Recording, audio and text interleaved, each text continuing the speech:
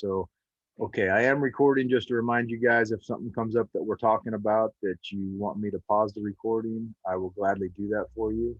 So, welcome to the second Zoom lecture of Kines 5. And today we're going to dive into a couple of areas that I think are real, that are major issues right now, and were issues since the beginning of time. But to start that out, I thought I'd recap a little bit about last week. So we talked a little bit last week about, um, why did sports originate? And some of the answers we found that, hunters and survival skills were kind of the essence or the beginning of sports in certain civilizations. But it was kind of the Greeks that formalized it and made it um, something more than that. So we're gonna talk a little bit more about the Greeks today. We're gonna watch a short video about them. But what do you guys think the major, if you had to identify like if we the three of us, I'd have to identify a top five of social issues right now that are the kind of the biggest issues, other than the COVID. But what are some of the big issues we're dealing with right now socially?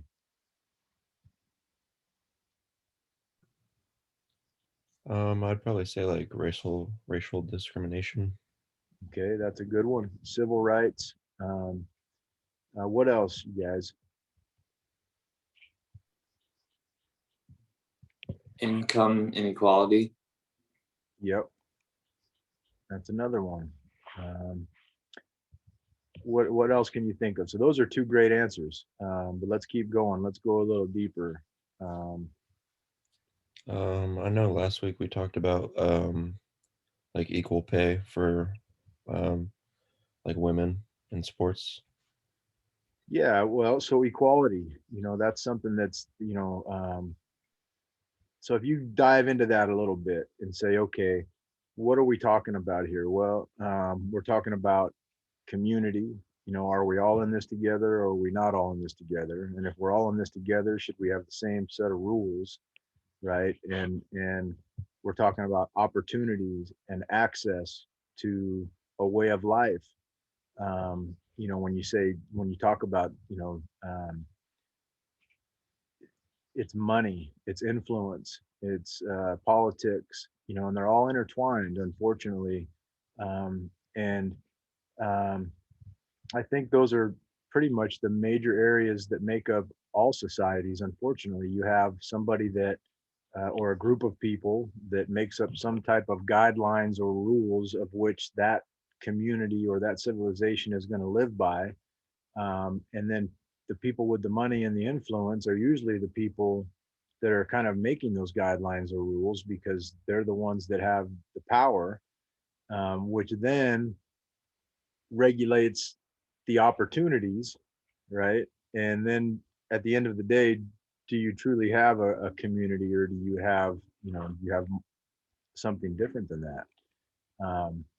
And so when you look at those areas, those are obviously major areas that we deal with every day. You can turn on CNN or Fox News or any of the news stations, and you'll see people talking about these things. They're going to talk about money, who's making the money, how are they making the money, influence, and the money is influence. I'll give you guys an example of how money and influence are intertwined, and how money and influence can make more money and create more influence. Um, you guys are taking classes on Canvas, the company that owns Canvas, and I may get some of these facts slightly off, but this is pretty much the bottom line. I give you kind of the short version of the whole story. The people that own the platform for Canvas were very helpful in the election of certain people, who in turn, those certain people mandated that Canvas be the platform that all California junior colleges have to use. Okay, and so you have a company that donates money to somebody gets elected, somebody mandates something that's going to circle the money right back around back to that company, which is then going to bring more donations to that same person, and you have this cycle. And so that's just one example. When you look at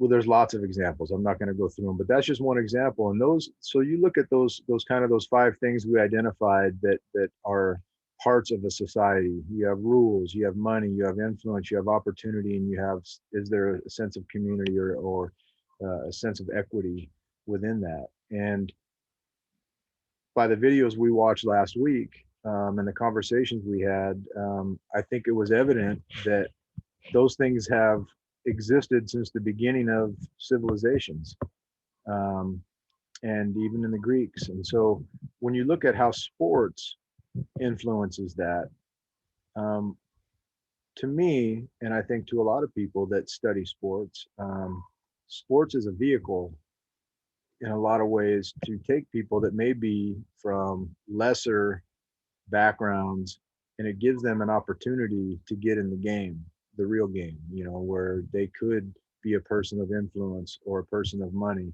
And because those two go hand in hand, somebody that could make a lot of money could potentially turn that money into influence. And so sports, ever since the beginning of time, have been that opportunity to kind of give some people a chance that wouldn't normally have a chance. And I think that has carried the test of time and still happens today. When you take, we have guys that, and I talked about this in our team meeting the other day with our football team. We have guys that come to California from out of state with a one-way ticket and nowhere to live. And because sports is going to give them the opportunity that maybe their community didn't provide, and so people will go to great lengths and make great sacrifices to create that opportunity for themselves or for somebody else. And that happened with the Greeks as well. There were certain events that were battle oriented, and so you could take a guy that was a great warrior in battle, and then you look at the events that were some of the first Greek events. They mimicked battle and parts of battle, and so that allowed somebody that was a typical soldier that probably wasn't calling the shots, that probably didn't have money, that probably didn't have influence, but was a bad dude on the battlefield, a chance to excel and in essence create opportunity, maybe wealth, and maybe even influence with that, but also athletes that, or people that were able to do that, people that created an opportunity for themselves. They do way more than that. Can you think of a secondary impact other than what the impact is on themselves? So let's say you have somebody that is from the people that makes it big in their sport. What does that do other than make that person rich and have influence and those types of things? Can you guys think of anything?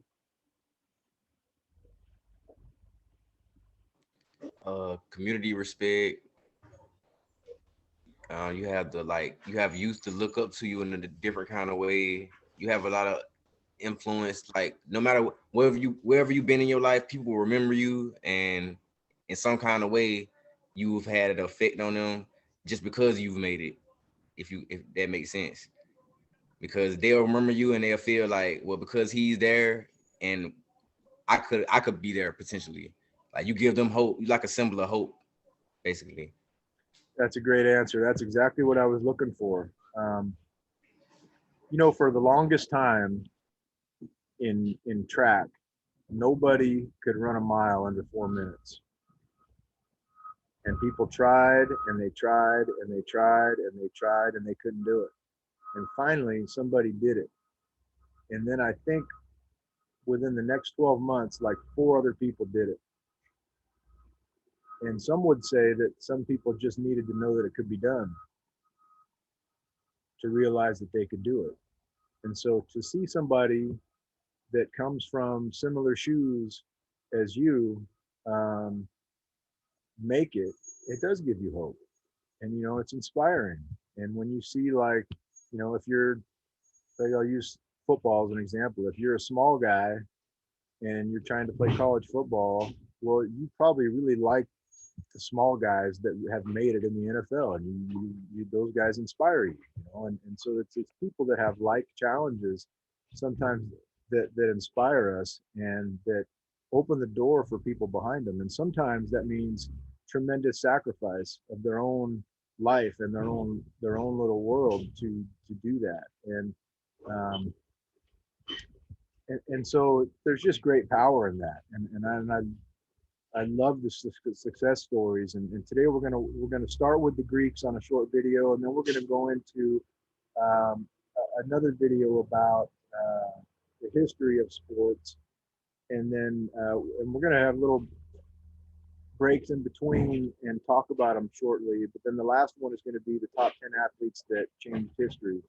And I thought, since this month is Women's History Month and last month was Black History Month, that we would start with civil rights and sports and talk about equity all the way back when. And one of the things that I think you guys will find interesting is that people love to be the inventor of something or take credit for something.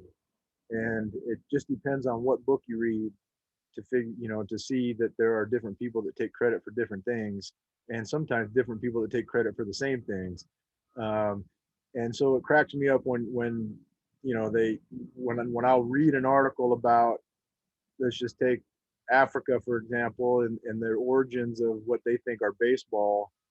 And then you have a guy that's, says, I invented baseball, and it's like hundreds of years later, and so there's definitely discrepancies in some of the dates on who invented what, but a lot of the games have morphed into other games. And so while part of a game may have been something else, and so you'll see that in some of these videos on how some of the sports have actually changed quite a bit over the years. And so we're going to go into the first one right now. So I'm going to go ahead and share the screen here and see if I can pull this off.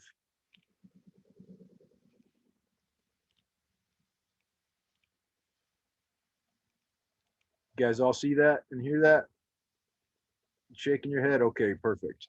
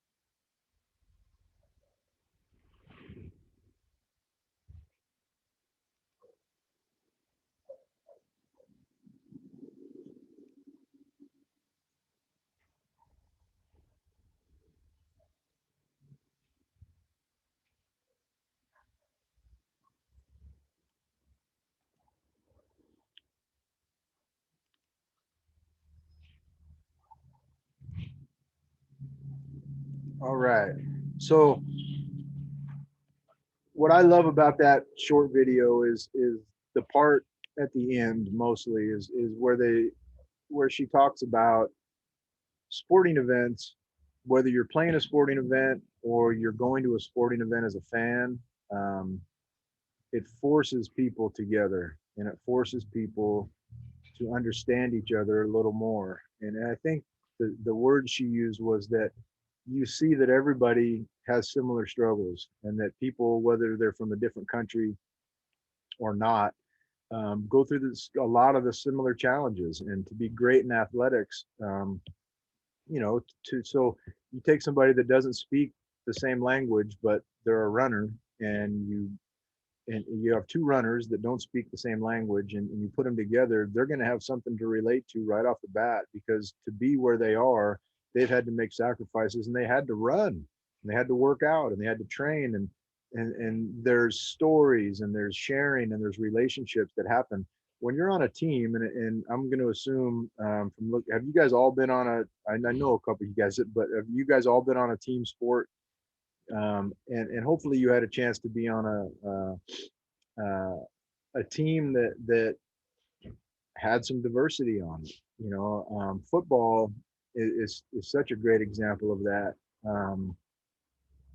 where you are forced to have a locker next to a guy, be in the huddle with a guy, take showers with guys. I mean, it's like you can't avoid that in a football team, and so you're getting to know people on an intimate level, and what that does, it breaks down huge barriers. And so there's that access point, that athletes can get in and share their experiences, and through that sharing of experiences, they're breaking down barriers, and then that resonates to even the spectators in the stadium. So I thought that was a good point in that video. Did you guys see any points of that video that you thought were particularly interesting, or is pretty much uh, what you thought?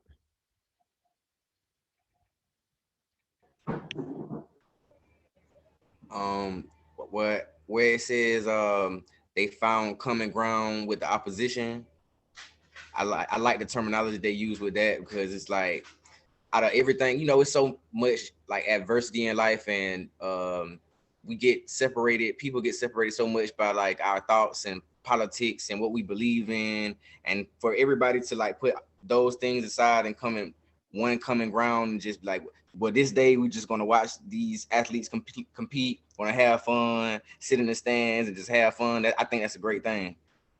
Yeah, I mean, everybody that is sitting in the stadium has a ticket, right? And that's what they have in common. And for that day, they're all fans. I'll give you guys an example from my life that kind of resonates with this topic. Um, when I was in high school, playing high school football, like every high school, we had rivals, and we had teams that we fought with, and we had teams that we didn't like. And there were certain weeks when they had pep rallies to play certain teams, and you would be fired up, more fired up than usual. And you developed a real, what you thought at the time was a really dislike for those people. Like, I hate those dudes from Sunny Hills High School. Okay. And the dudes from Fullerton High School, I hate those dudes too. And Savannah High School and all the high schools we play, right? And then I went to junior college, and I'm sitting down in the locker room, and I got guys from all those schools sitting all around me. And now I'm going, oh God, there's Pat Mason. I played against him for 4 straight years at Sunny Hills. He cheap shotted me at least 100 times, and I cheap shotted him probably more than that. And we're gonna fight, and then you start talking to the guy, and you realize he's a lot like you in a lot of ways. He has pride for his high school. He plays hard. And he's made sacrifices to be who he is, and he has a girlfriend, and he's probably had her break up with him, and he's probably, he's got all the same stuff. And then when I was in junior college, then it was like, there's nowhere better than Fullerton Junior College. That this is where I'm at, and there's nobody and no program that goes through what we go through. We're special here at Fullerton Junior College. And then I went off to college, and almost every guy on our team was a junior college transfer. And so now I'm sitting next to guys from San Francisco City College and Bakersfield College and Cerritos College and every other college. And same thing happens. I go, oh man, you guys are good guys. They're like me, and there are still guys from Bakersfield College that when I meet them, I begrudgingly shake their hand because we lost to them for the national championship my last junior college game. But there's still a bond, like immediately.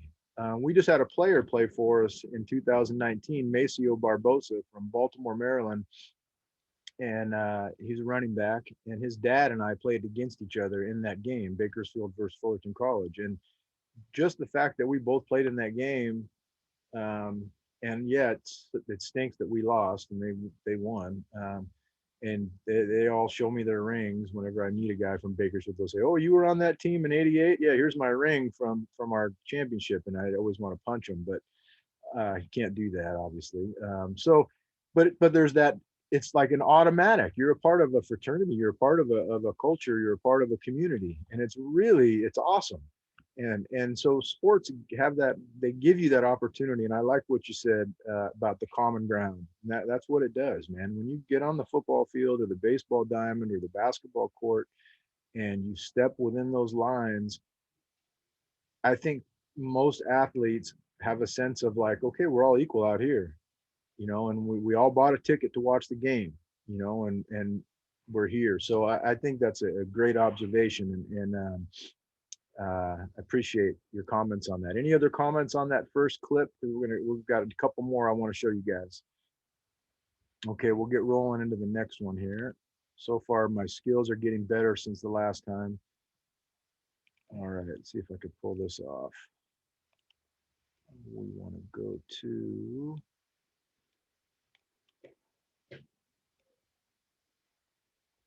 this guy. Oh no.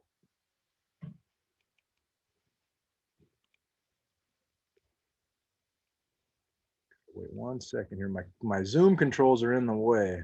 So I'm going to stop sharing for just a second and then I'll come right back and share. So give me a second.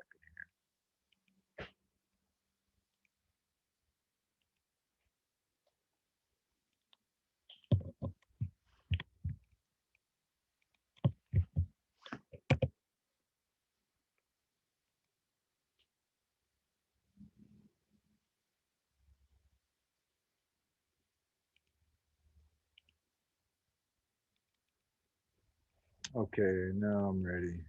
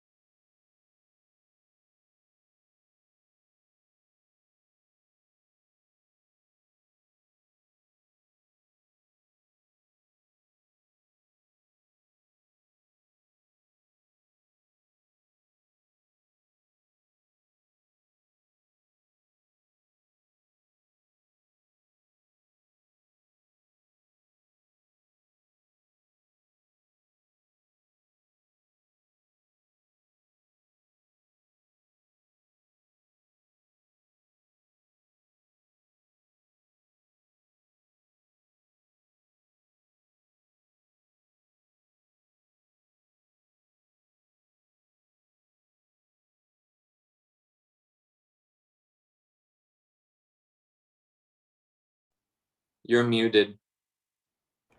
In that case, thank you, Reese. So anything on that short video that you guys found interesting that you'd like to mention?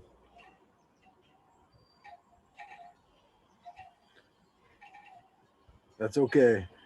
I'll give you some help. To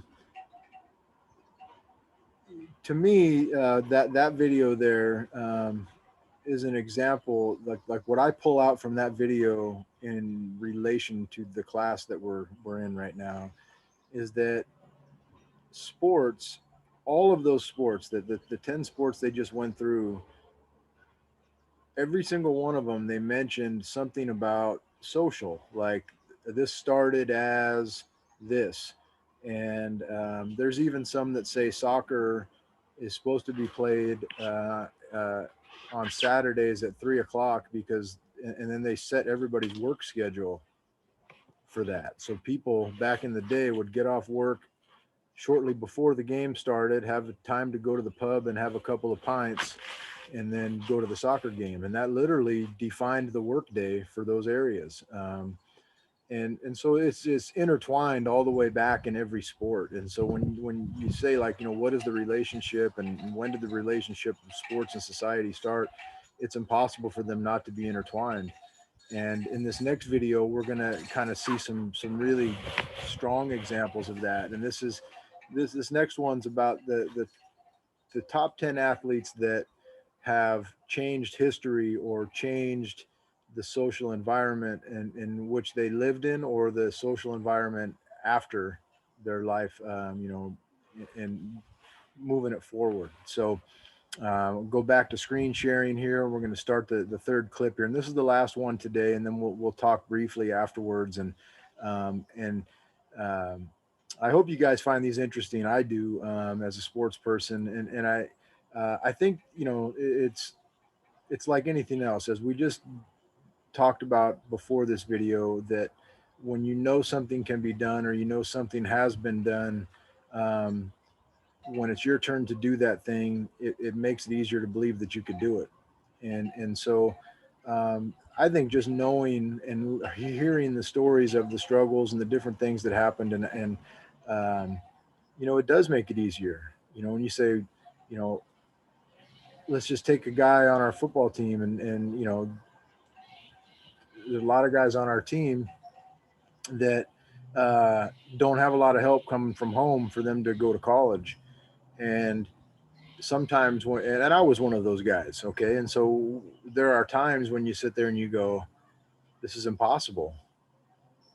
And then you meet somebody and the guy goes, oh yeah, man, I had nobody help me. I had to do this. I worked 4 jobs. I worked at McDonald's. I did this, I did that. You know, I hustled my way through school and now I'm a successful this, you know, and then you would go, okay, so there's millions of people that have shared the same struggles that we all have, you know, whatever those struggles are.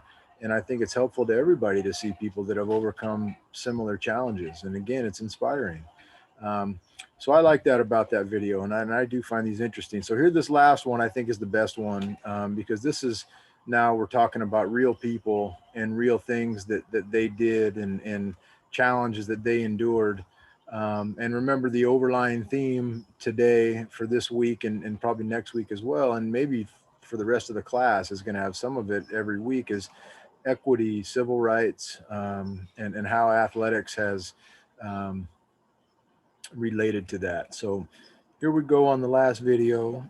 And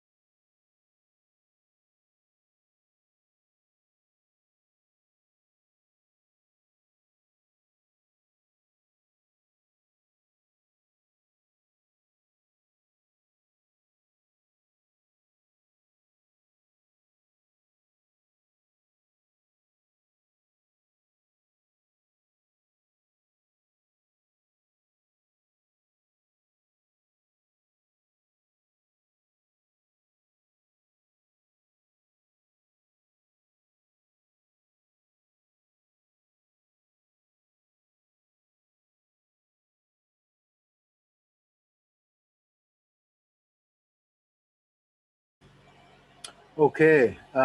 These are just little quick hitters, these videos in there to give us some ideas for assignments and things we're going to do later on in this class. We're going to take a deeper dive into some of these athletes and get more in-depth information. And you guys are going to choose some of those people to do a little research on and write papers on and things like that. So I give you these little top 10 lists. I think they're helpful because if you're like me, I don't have a long attention span, and so it gets you a bunch of information really quick, and it gives you like the short version, So I think those are helpful, switching it up. So, what did you guys? Any comments about that video? Anybody that totally surprised you? How about how much ballers some of those women athletes were? Um, Incredible, and to think like how hard their struggle was. They didn't even let them play sports for a long time. Um, and I just am so impressed when I see athletes that are able to do those things, because I know how much work and how much sacrifice it takes to be good at just one thing, but to be great at like 4 different sports and be dealing with all the trials and tribulations of being a female athlete at that time, where you have limited opportunities, limited resources, and you know, uh, you're totally going against the norm of what people are expecting women to do. So there's a lot of real big challenges so it's impressive. Um, Here's a question for you guys. So it was mentioned in there that the year that the first African American player played in the Rose Bowl. Did you guys catch that? You remember what it was? It was 1915, right? You got a good memory. Good job. Yes, it was. And um, here's a trivia question for you guys. So that was 1915, and during that time, um, USC and most of the West Coast had fully integrated rosters, which meant that they had black players, white players, all different races on the same team, and other parts of the country were not that far along yet. As a matter of fact, they were way behind. So who's the best college football team right now, arguably, like today? Who won the championship? Alabama. Right, and they've won a bunch of championships recently, right? What year do you think the first black player played at the University of Alabama?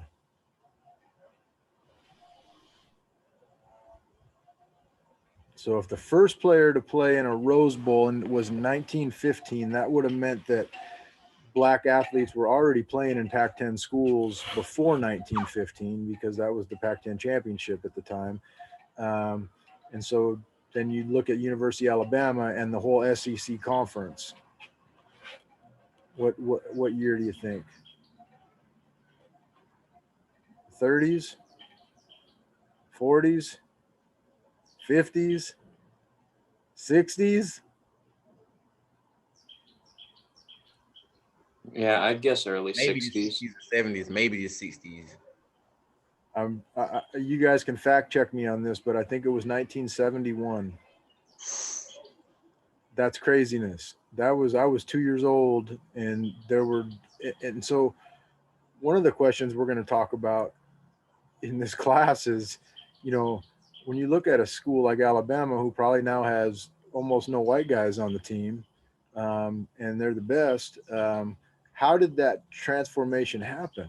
I mean, they went 100 years of college football before they allowed one black athlete.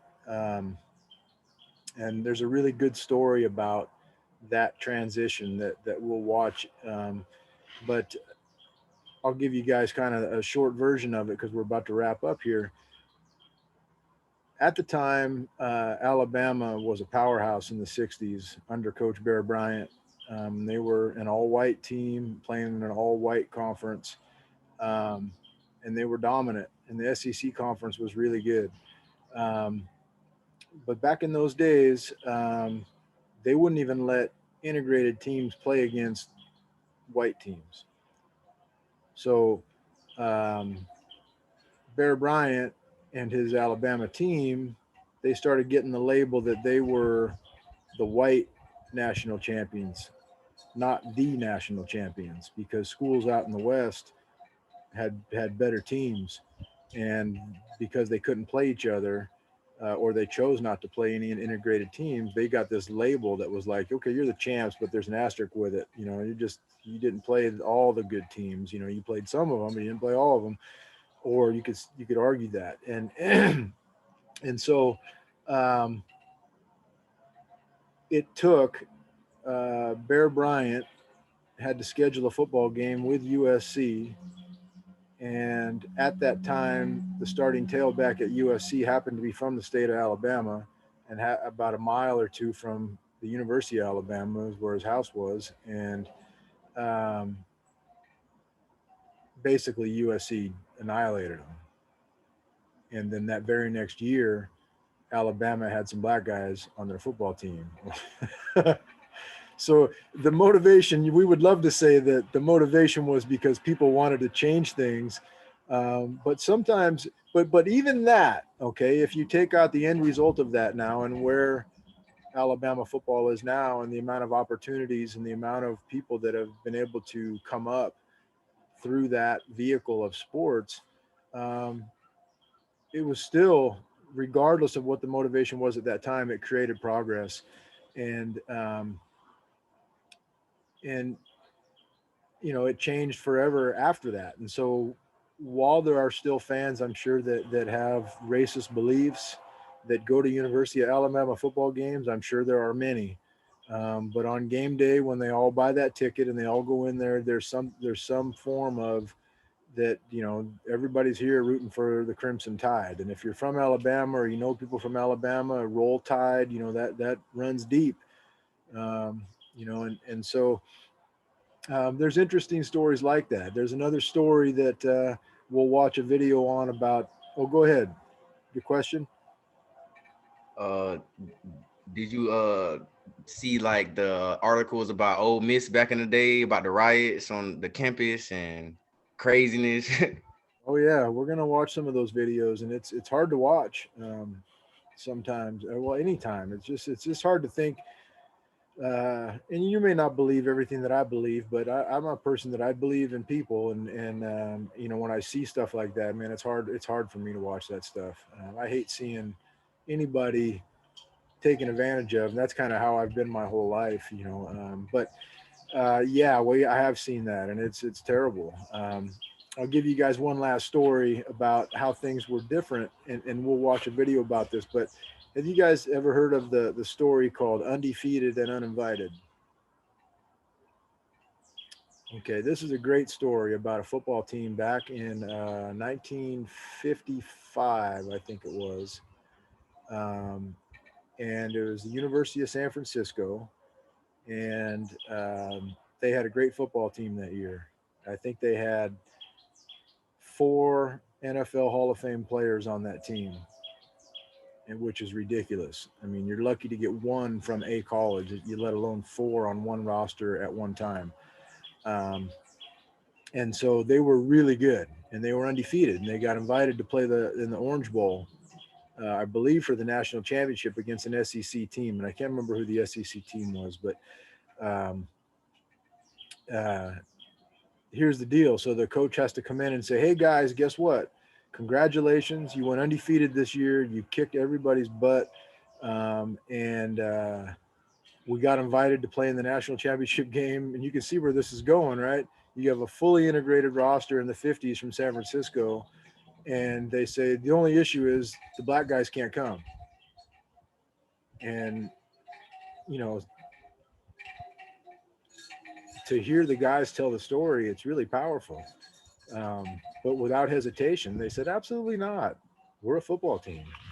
And either we all go or nobody goes. And regardless of the opportunity to play for a national championship, to, you know, you had all these guys that were trying to get exposure to try to sign a contract with the NFL. And to make a statement like that was pretty powerful. And it's a really good story. And it's one that's local to us because we had there's community members in Santa Rosa that were on that team, that I've interviewed, that I've spent time with, that talk about, you know, what it was like playing back then. But sports, again, you know, it's pretty awesome. I think the effect that it can have on change in a positive way. Sometimes change is not always positive, but the positive change that happens in sport to me is truly awesome. And that's why I love doing what I do every day. I love my job. So we're going to dive deeper into this stuff, you guys. I appreciate you guys being great listeners and participating in the discussions. Any final comments from you guys or any questions moving forward, and we'll wrap things up here. Okay, awesome. You guys have a good rest of your day.